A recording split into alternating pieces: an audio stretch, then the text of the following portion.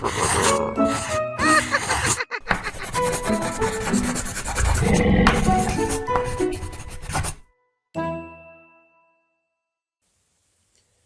deux escargots, Kiyi et Yogo.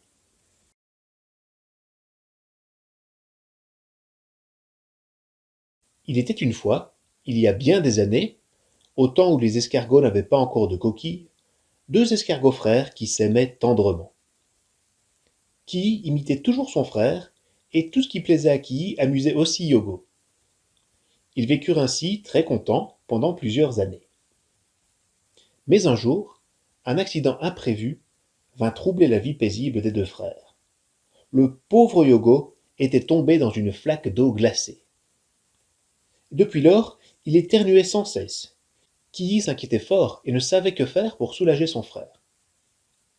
Il essaya de le couvrir bien chaudement avec une grande feuille sèche, mais un méchant vent la prit et l'emporta. Enfin, Kiyi se mit à explorer les environs à la recherche d'un bon gîte. Il trouva un énorme mur de pierre où il y avait des crevasses et des trous, dont l'un offrirait un excellent logis. Tout joyeux, Kiyi retourna auprès de son frère et lui dit cette bonne nouvelle. Au prix d'une grande fatigue et de beaucoup de difficultés, il parvint à l'installer vraiment bien. Ainsi abrité de la pluie et du froid, et grâce aux ailes et au dévouement inlassable de Kiyi, qui ne le quittait que pour se ravitailler en feuilles et en laitue fraîche, Yogo finit par se rétablir. Un jour il put sortir et se promener au soleil, ainsi reprit-il des forces. Peu à peu, il prolongea ses promenades, et enfin, le brave Yogo retrouva la santé. Mais voilà qu'un jour, Yogo, par étourderie, s'éloigna fort du gîte. Le ciel se couvrit, et une averse torrentielle donna à Yogo une vilaine rechute. Les éternuements continuels recommencèrent, et le pauvre Kiyi, affolé, désespéré, courut demander conseil au docteur Hibou. Il vint, et il examina minutieusement Yogo. En sortant, il hochait la tête.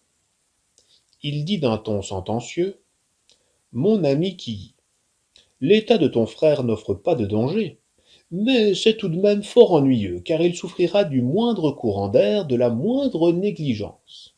Cela s'appelle la fièvre des foins. Attention, plus de rhume, plus de courant d'air, il faut éviter aussi l'excès de soleil, ni humidité, ni chaleur. » Sur ce, le docteur Hibou fit demi-tour et s'en alla, laissant le pauvre Kiyi tout perplexe. Eh oui, il fallait faire quelque chose, mais quoi? Voilà la question. Ah, si les escargots pouvaient se couvrir d'un manteau et braver ainsi l'air, le froid, la pluie et le soleil. Mais jamais encore les escargots n'avaient eu de manteau. On n'en trouverait certes pas en ces temps reculés où il n'y en avait même pas pour les hommes. Tout absorbé dans ces tristes réflexions, Kiyi se tenait à l'entrée de son abri, quand il vit passer, lente et majestueuse, Madame la Tortue. Il la regarda d'abord distraitement, et puis poussa soudain un cri de joie. « J'ai trouvé! J'ai une bonne idée !» Il appela Madame la Tortue.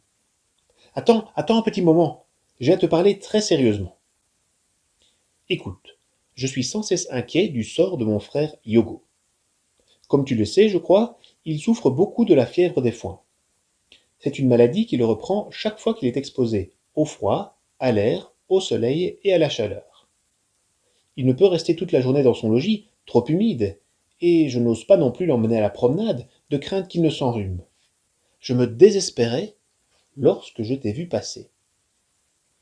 Ne pourrais-tu procurer à mon frère un paletot pareil au tien pour qu'il puisse s'y réfugier dès que le temps menace ? » Pourquoi pas, dit la tortue. Mais il faut qu'il reste pendant 12 mois blotti avec moi dans ma carapace, et sans bouger. J'aurai ainsi le temps de préparer une coquille pour ses épaules. Comme il est plus faible et plus délicat que moi, Je la fabriquerai d'une substance plus légère que la mienne, afin qu'il puisse se mouvoir dans toutes les directions avec grande facilité. Chose dite, chose faite. Au bout d'une année, Yogo sortit de dessous la carapace de Madame la Tortue, tout glorieux, et son dos garni d'une précieuse coquille brun clair aux spirales blanches. Comme la tortue l'avait promis, ce joli manteau ne pesait presque rien. Qui était au comble du bonheur. Maintenant, son frère serait parfaitement protégé des intempéries. Quant à lui-même, très robuste, il n'avait pas besoin de coquille. Sa forte nature pouvait braver tous les climats. C'est ainsi que Kiyi continua à sortir avant son frère, pour s'assurer du temps qu'il ferait après la pluie, et pour savoir si le soleil percerait, afin de préparer à son frère Yogo un joli chemin lumineux.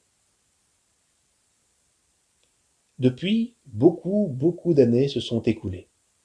Mais encore et toujours, les limaces qui descendent de Kiyi sortent d'abord pour préparer la promenade des escargots descendant de Yogo. Cette tradition, si ancienne soit-elle, ne s'est jamais perdue.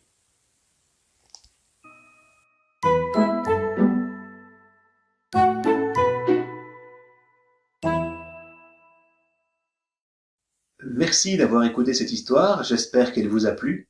Merci également pour tous vos dessins qui ont permis d'illustrer notre aventure. Pour notre prochain récit, nous allons avoir besoin de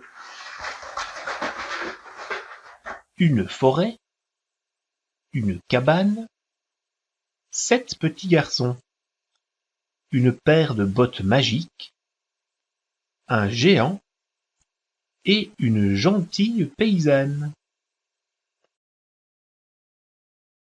Voilà, c'est tout pour le moment. Quelques histoires sont en préparation grâce à vous. Envoyez vos dessins à l'adresse leshistoiresdebachir@gmail.com et nous nous retrouverons très bientôt pour une nouvelle histoire.